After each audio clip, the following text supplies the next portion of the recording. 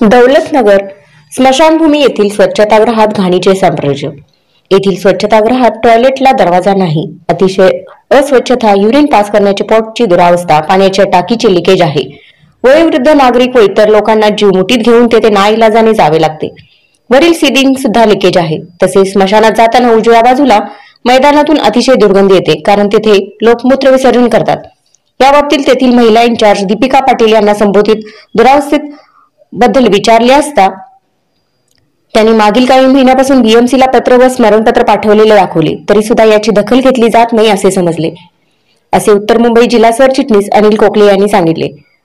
आणि त्यांना होत नसेल तर नागरिकांच्या भल्यासाठी व सुरक्षेसाठी आंदोलन करण्याचा निर्णय ते घेणार आहेत। Bureau report, Mumbai.